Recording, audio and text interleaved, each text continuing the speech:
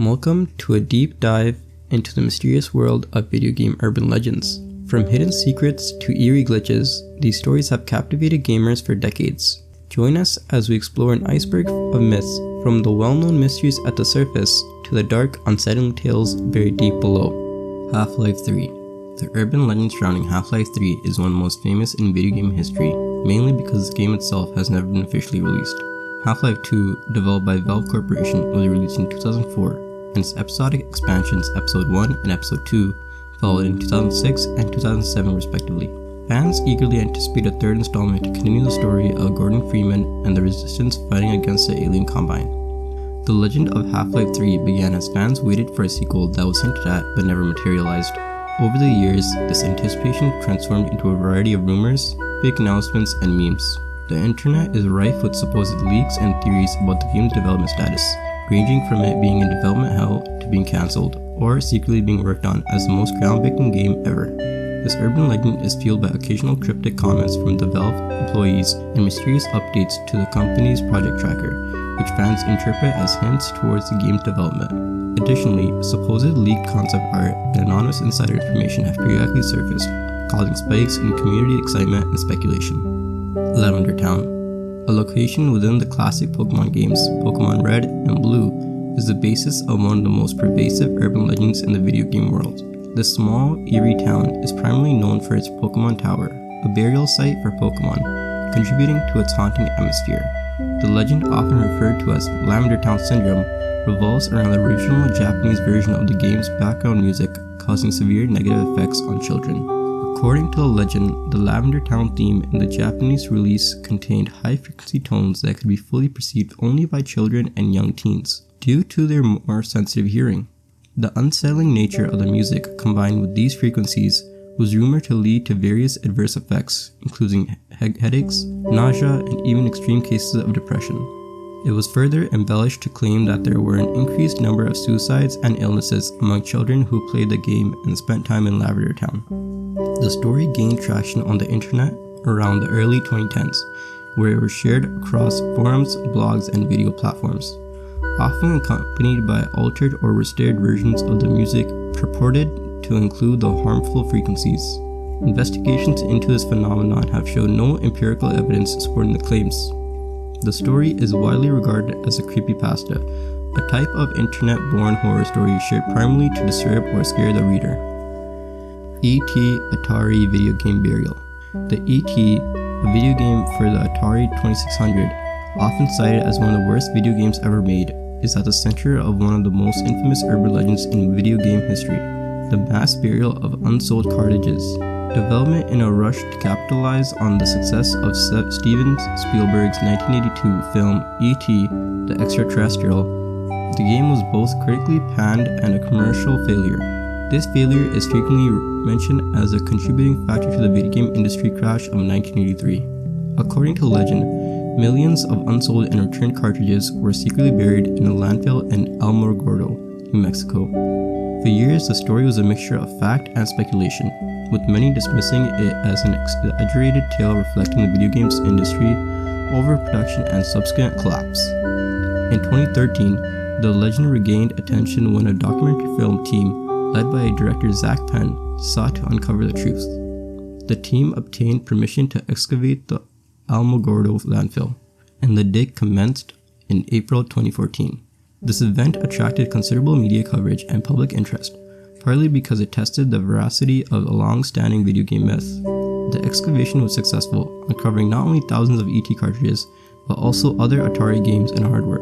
While the numbers unearthed were far less than the millions rumored, the find was significant enough to confirm that Atari did, in fact, dispose of a large stock of unsold inventory in the landfill. The discovery provided a tangible conclusion to the urban legend, transforming it from a myth to a documented historical event. Blitzchung Controversy. The Blitzchung Controversy is a significant event in the realm of esports and gaming culture, highlighting the intersection of politics, free speech, and corporate policy. The incident began on October 6, 2019, during a post-match interview at a Hearthstone Grandmasters tournament. Nag Wai Chung, a professional Hearthstone player from Hong Kong, known by his gamertag Blitzchung, wore a gas mask and goggles during his interview and shouted, "Liberate Hong Kong, revolution of our age," in support of the ongoing protests in Hong Kong against the extradition law amendment bill and broader concerns over diminishing freedoms. Blitzchung's statement violated rules set by the game's developer which prohibit players from engaging in acts that could offend a portion or group of the public or damage Blizzard's image. 2 days after the incident, Blizzard responded by removing Blitzchung from the tournament, rescinding his prize money for the season and banning him from Hearthstone competitions for more than 1 year. This decision by Blizzard led to a severe backlash from the gaming community, critics, and even some US lawmakers. Many accuse the company of prioritizing its business interests in China over free speech and of enforcing punitive measures that seem excessive and influenced by the Chinese market's financial pressures. The controversy escalated as several Blizzard employees staged a walkout, and notable figures in the gaming community, including casters and players, expressed their discontent by boycotting Blizzard events or stepping down from their roles. Blizzard's initial response and subsequent handling of the situation stirred discussions about the responsibilities and challenges gaming companies face when operating in international markets, particularly in countries with different political systems and cultural expectations. After significant public pressure and internal dissent, Blizzard partially reversed its decision by reducing Blitzchung's suspension to 6 months and restoring his prize money. Blizzard's president at the time, J. Allen Brack, issued a statement emphasizing that the decision to penalize Blitzchung was not influenced by the company's relationships in China. He acknowledged that the company acted too hastily in its initial decision-making process. Herobrine. Herobrine is one of the most famous urban legends in the world of Minecraft, a popular sandbox game that allows players to build and explore virtual worlds made out of blocks. The legend of Herobrine suggests the existence of a mysterious, ghost-like character that appears in players' games. Unlike any normal character, Herobrine is said to create random constructions, cut down trees, and build complex tunnels, all without any player input. He is often depicted with the default player skin, Steve, both empty, glowing white eyes that give him a spooky appearance. The origin of the Herobrine story is not completely clear, but is believed to have started around 2010 in a post on the Minecraft forums. A user claimed to have encountered a strange player in the game who looked exactly like Steve, but had white eyes. The post included a supposed screenshot of Herobrine, which helped to ignite widespread interest and speculation.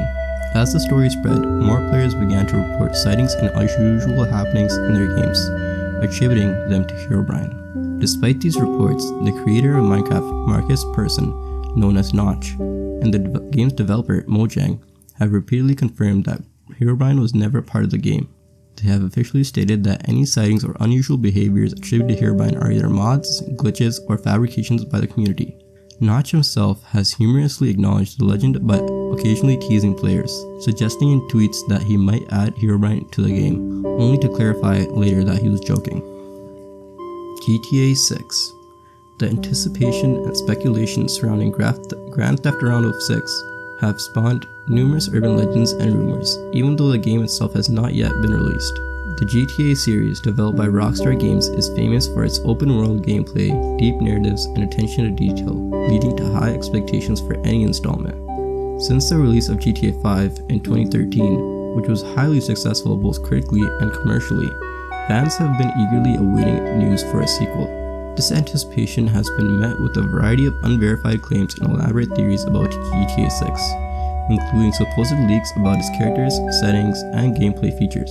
One popular rumor suggests that the game will return to Vice City, a fictional version of Miami, which served as the backdrop for the 2002 release of GTA Vice City. Other rumors propose that for the first time, the game will feature a female protagonist, or that it will encompass multiple large cities that players can travel between, possibly even including locations outside the United States. Adding fuel to the speculative fire, numerous fake trailers and screenshots have circulated on the internet, often being debunked shortly after their release. Rockstar Games has remained largely silent on these matters, neither confirming nor denying most claims, which allows the rumor mill to continue churning.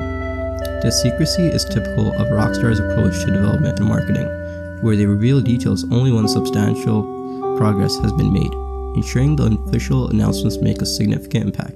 The discussion around GTA 6 is not just limited to its content, but also extends to its potential impact on the gaming industry and pop culture. The previous games in the series have been lauded for their satirical take on American culture, and there is much speculation about how Rockstar will handle current global issues and trends in this upcoming installment. Sonic EXE.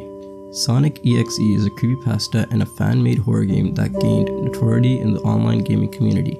The story centers around a haunted game disc that portrays the iconic Sega character, Sonic the Hedgehog, in a malevolent form. The legend began with a story posted on the internet by a user named JC the Hyena in 2011. The narrative details on the experience of a person who receives a mysterious CD labeled Sonic EXE from a friend. Upon playing the game, they encounter a disturbing version of the Sonic game, featuring twisted and grotesque imagery, unsettling music, and a demonic version of Sonic who harms the game's characters. The game depicted in the story features several levels where the player controls characters from the Sonic universe, only to have them meet grim fate at the hands of the demonic Sonic. The game's interface and gameplay mechanics intentionally deviate from the traditional Sonic games to create a sense of discomfort and fear. The story ends with the protagonist realizing that the evil entity within the game, referred to X, might have crossed over into the real world, concluding with the classical horror trope of the breaking the fourth wall. Following the spread of the story, various fan-made versions of Sonic EXE were created and shared across platforms like YouTube and gaming forums, adding to the mythos of narrative. These versions try to replicate the eerie and unsettling atmosphere described in the original creepypasta. The character Sonic EXE has glowing red eyes, sharp teeth, and a sadistic personality, contrasting sharply with the cheerful and heroic character of the original Sonic. The appeal of Sonic EXE lies in its blend of nostalgia and horror, leveraging the familiar and generally kid-friendly image of Sonic to subvert expectations and deliver a chilling experience. The story taps into the common fear of a corrupted childhood memories, and the idea that something innocent can be twisted into a source of terror. Ben Drowned.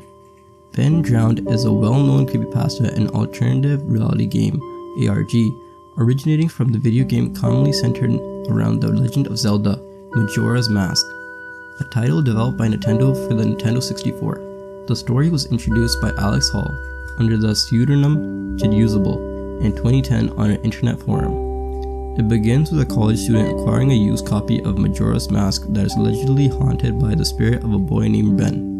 The narrative unfolds through a series of posts, videos, and interactive online puzzles, detailing Jidusable's experience with the haunted game.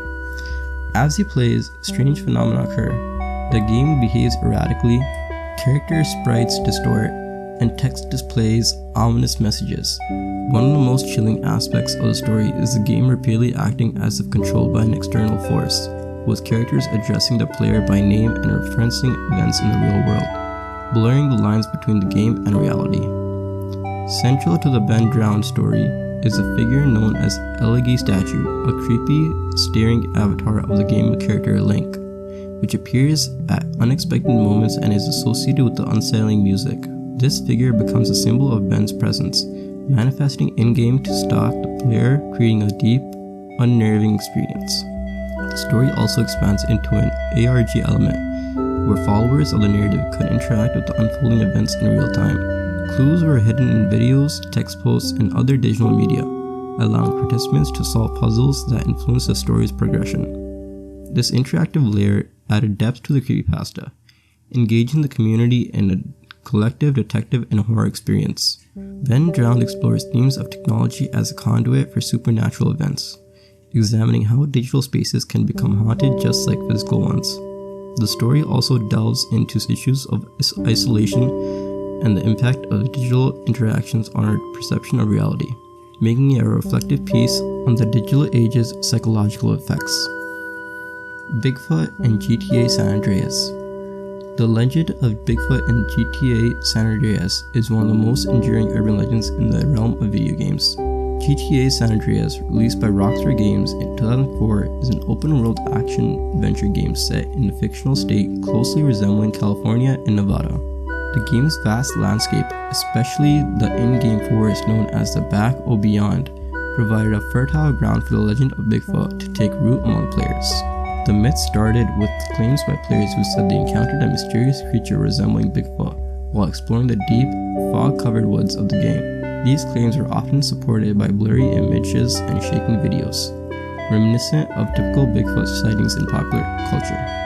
The rumors suggested that this creature could be found wandering in the dense forest at night, adding a layer of eerie excitement to nighttime exploration in the game. Despite numerous players reporting sightings and sharing supposed evidence online, Rockstar Games has consistently denied the existence of Bigfoot in GTA San Andreas. The developers confirmed that no such character was ever programmed into the game. However, the denials did not deter the community's enthusiasm.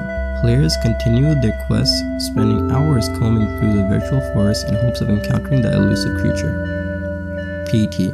PT stands for Playable Teaser, a game released anonymously on the PlayStation Store in 2014. It was later revealed to be a promotional teaser for an upcoming game in the Silent Hill series, titled Silent Hills, being developed by Hideo Kojima in collaboration with filmmaker Guillermo del Toro. PT quickly gained a reputation as one of the most terrifying video games experiences ever created, thanks to its intricate design, psychological horror elements, and the intense atmosphere of dread it built as players navigated through a continuously looping hallway in a haunted house. The gameplay of PT is relatively simple, but effectively horrifying. Players walk through an L-shaped corridor in a suburban house that continuously loops back on itself. With each loop, subtle changes occur in the environment. These changes serve to unravel a disturbing story involving the murder of a family.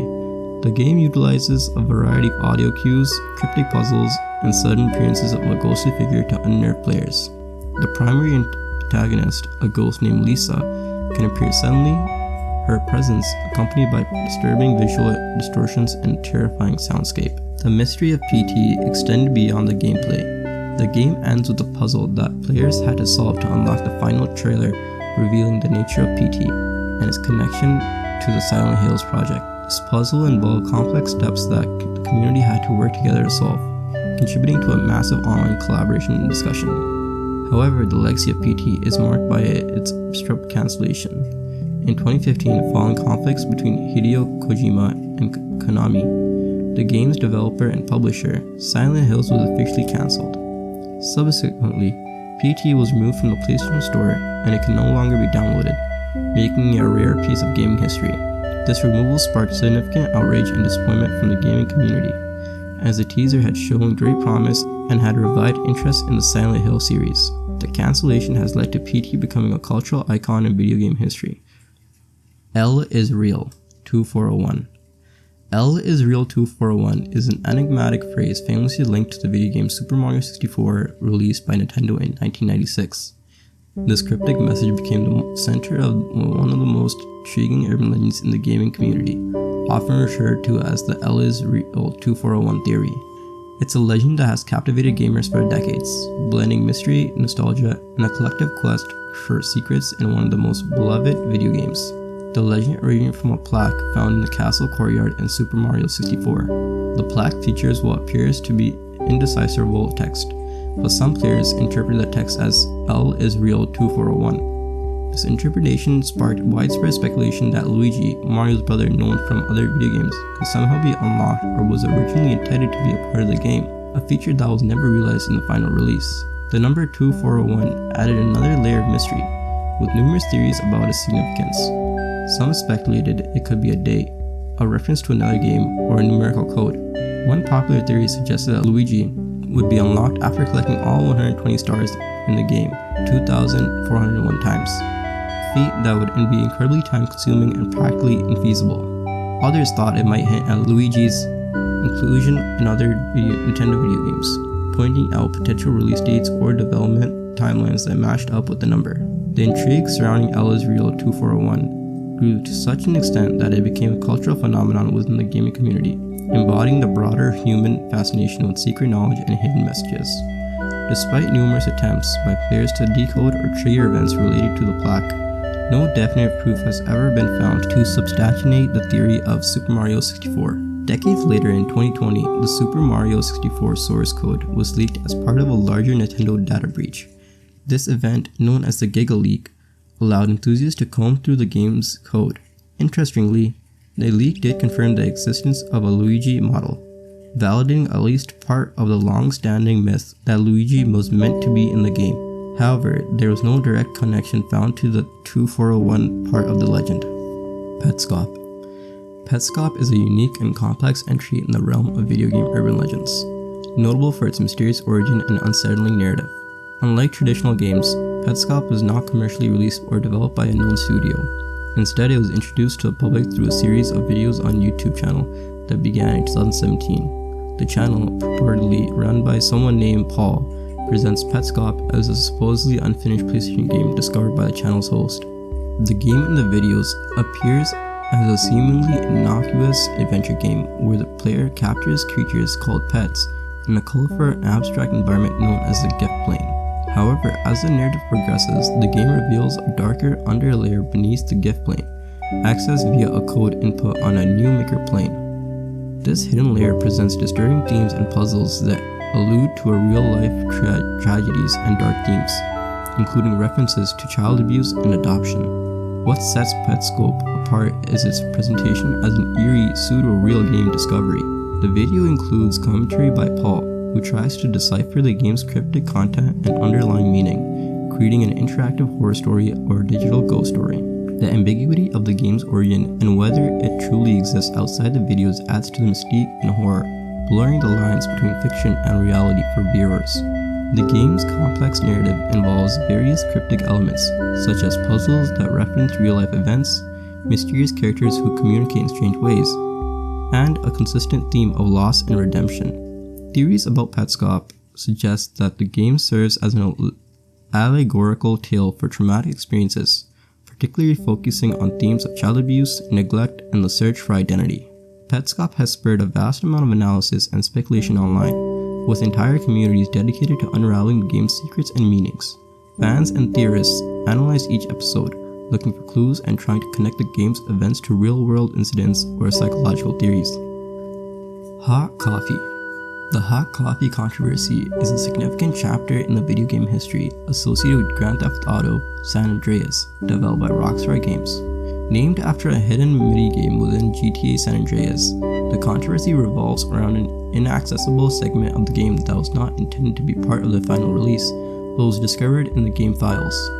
This mini-game allowed players to engage a crudely animated, interactive sexual activity which was not depicted in the standard gameplay.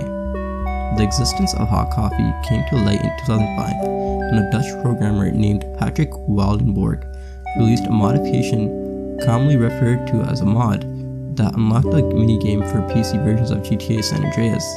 The mod's release led to widespread media attention and public outcry over the explicit content, significantly because the game was accessible to a younger audience and the content had not been disclosed to the Entertainment Software Rating Board, ESRB, during the rating process. As a result of these revelations, the SRB reevaluated GTA San Andreas and changed its rating from mature to adults only, a decision that has significant commercial implications. Many retailers in the US do not sell adult-only rated games, which prompted Rockstar Games and its parent company, Take-Two Interactive, to halt the production of the existing version of the game and release a new version without the controversial content. They also issued a patch to disable the minigame in existing copies. The fallout from the hot coffee mod led to multiple lawsuits and calls for a stricter regulation of video game content. Lawmakers and activists cited the controversy as evidence of the video game industry's failure to self-regulate, sparking a heated debate over video game content and censorship. This incident played a crucial role in promoting discussions about the responsibilities of game developers and publishers regarding content disclosure and the effectiveness of video game rating systems. Rockstar Games faced significant legal and financial repercussions, including a class action lawsuit that led to a preliminary settlement agreement where they agreed to compensate affected consumers. The hot coffee controversy also impacted Rockstar's public image and brought intense scrutiny to their subsequent projects. Gigas. Gigas, also known as Gi, is a central antagonist in the Mother series, specifically Earthbound, known as Mother 2 in Japan, a role-playing game developed by Nintendo. The character is infamous for its unsettling appearance and the psychological depth of its backstory, which has led to various interpretations and a significant cult following within the gaming community. In Earthbound, Gigas is portrayed as an incomprehensible force of pure evil, often referred to as the embodiment of evil or the universal cosmic destroyer. The final battle against Gigas is particularly renowned for its abstract, disturbing visuals and eerie sound design. Players confront Gigas in a non-linear, chaotic environment that breaks away from traditional gameplay visuals, featuring swirling, amorphous patterns that suggest a loss of form and sanity. This design choice reflects Gigas' nature as an entity that transcends understanding or conventional form, embodying a terror that is beyond human comprehension. The backstory of Gigas adds layer to the character, making him more than just a simple villain. In the first Mother game, Gigas is presented as an alien tasked with overseeing Earth's progress. However, he is raised by a human woman, Maria, who teaches him about love and affection. Despite this, Gigas is forced by his own race to turn against Earth, setting up his tragic trajectory. This backstory introduces themes of corruption, the loss of innocence, and the devastating effects of power. As Gigas' initial reluctance and subsequent transformation into a being of pure destruction highlight his complex character development. The final encounter with Gigas in Earthbound is particularly memorable for its emotional and psychological intensity. Players cannot defeat Gigas through traditional combat methods. Instead, they must use a spiritual prayer to reach out to the game's characters and even the player's own family. This method of combat conveys a message of interconnectedness and the power of hope and humanity over malevolent forces. The battle's disturbing imagery and dialogue have led to various fan theories and interpretations. One popular theory suggests that the battle with the Gigas represents a traumatic event, possibly an allegory for an abortion or a more general depiction of trauma and fear from the perspective of a child, reflecting the game's youthful protagonist.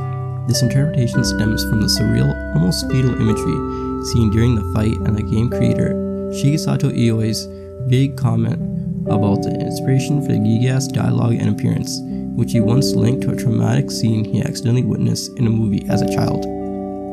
The Last of Us 2 bot reviews.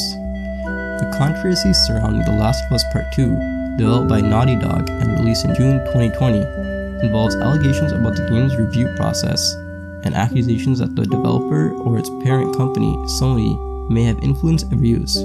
This situation highlights the broader issues of trust, transparency, and ethics in video game journalism, and the relationship between developers, publishers, and reviewers. The Last of Us 2 is a highly anticipated sequel to the acclaimed The Last of Us, and was one of the most awaited games of 2020. Prior to its release, the game was subject to significant scrutiny, partly due to leaks that revealed major plot points, causing a split in the fanbase. Some fans expressed disappointment and anger over the narrative choices revealed in the leaks, which influenced their perception of the game even before its official release. As The Last of Us 2 hit the market, it received critical acclaim from many professional reviewers who praised its storytelling, emotional depth, and technical achievements. However, this critical praise was contrasted sharply by a wave of negative reviews on platforms like Metacritic, where the game received a large number of low scores from players within hours of its release. This discrepancy between critic and user scores led to allegations that the professional reviews were biased or bought. Critics of the review process pointed out several factors that might have influenced the reviews. Some noted that review embargoes, restrictions placed on when reviews can be published and what aspects of the game can be discussed, were particularly strict, limiting reviewers from discussing significant portions of the game's plot or certain gameplay aspects until after the game's release.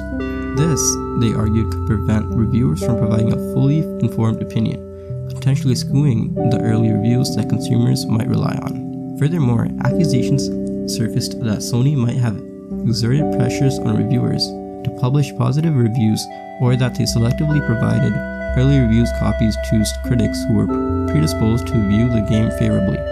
While there is no concrete evidence to support claim of outright bribery, these accusations fueled debates about the potential for conflicts of interest in the gaming industry.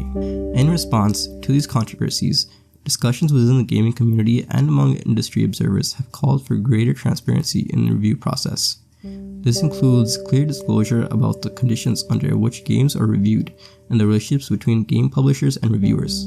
The Last of Us 2 review controversy has served as a catalyst for broader conversations about the integrity of gaming journalism, the impact of pre-release access on review content, and the need for critical independence in an industry where major titles can generate significant financial stakes. G-Man. G-Man is a mysterious and enigmatic character from the Half-Life series, a critically acclaimed set of first-person shooter games developed by the Valve Corporation. He first appears in Half-Life in 1998 and plays a pivotal role throughout the series, including Half-Life 2 and its subsequent episodes. G-Man's identity and motives remain ambiguous, contributing to his status as one of the most intriguing figures in video game lore. Characterized by his cryptic speech patterns, peculiar mannerisms, and iconic business suit, G-Man often appears at key moments in the game, usually observing the protagonist, Gordon Freeman, from a distance or intervening in the storyline in indirect and unexplained ways. He is known for his slow, deliberate way of speaking, with an unusual intonation that adds to his mysterious demeanor. One of his most famous lines, "The right man in the wrong place can make all the difference in the world," encapsulates the cryptic and manipulative nature of his interactions with the main character and the game's world. G-Man's role is primarily that of an overseer and manipulator, guiding or forcing Gordon Freeman on a path that serves an unclear agenda. He has the ability to appear and disappear at will, manipulate time, and transport Gordon to different places and times, suggesting he is not bound by the conventional laws of physics. This has led to a widespread speculation among fans about his origins, whether he is an alien, a government agent, a representative of some higher powers, or something else entirely. Throughout the Half-Life series, G-Man's interventions are critical to the plot but shrouded in secrecy. In Half-Life, he is the one who brings Gordon into conflict at Black Mesa. In Half-Life 2, he appears to have control over Gordon's stasis between the events of the first game and the second, releasing him into a world drastically changed by the alien occupation. His reasons for helping or hindering Gordon remain unclear, giving rise to various theories about his affiliations, and his potential goals. The ambiguity surrounding G-Man is a significant element of his character and serves as a driving force for the narrative intrigue within the Half-Life series. Valve has deliberately kept details about him sparse, enhancing his role as a figure of mystery and speculation. This has made him a subject of intense fan analysis and discussion, with various theories attempting to decode his cryptic messages and actions throughout the series. Crunch. Crunch time in the video game industry refers to a period of intense work, usually at the end of a project, where development teams work extended hours to meet looming deadlines. This practice is widespread in the industry and has been a subject of significant controversy and debate due to its impact on workers' health, work-life balance, and overall quality of life. The term crunch typically describes periods when game developers are required to work overtime, often significantly beyond the typical 40-hour workweek, to complete a project. This can involve late nights, weekends, and very few days off. In some extreme cases, reports have surfaced of teams working 100-hour weeks during crunch periods. The reasons behind crunch vary, but often include fixed release dates, unforeseen complications in development, or last-minute changes to the game that require rapid adaptation by the team. Crunch culture has been criticized for several reasons. First, it can lead to severe physical and mental health issues, including stress, exhaustion, burnout, and even more severe long-term health problems. It also affects personal lives, straining relationships and reducing time for personal activities and family.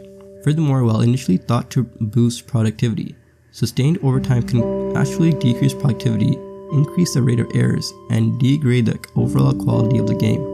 In response to these issues, there has been a growing movement within the industry to address and reduce the prevalence of crunch. Developers, journalists, and academics argue that better project management, realistic scheduling, and more flexible timelines can mitigate the need for crunch.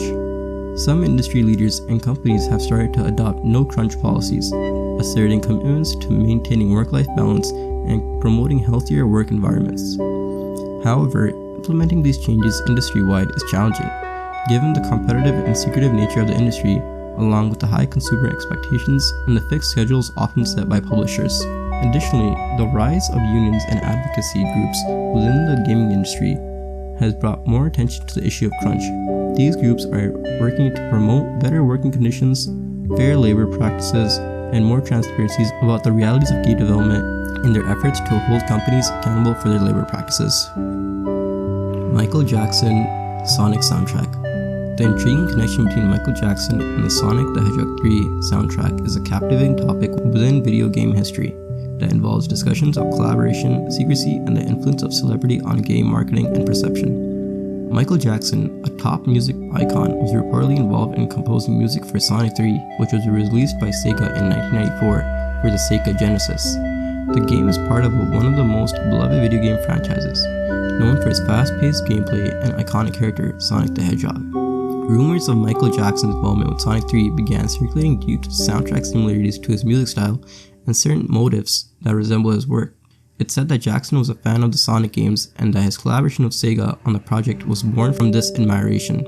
However, Jackson's work was never officially credited in the game's release, leading to widespread speculation and mystery surrounding the extent and nature of his contribution. The lack of clear acknowledgement can be attributed to several factors.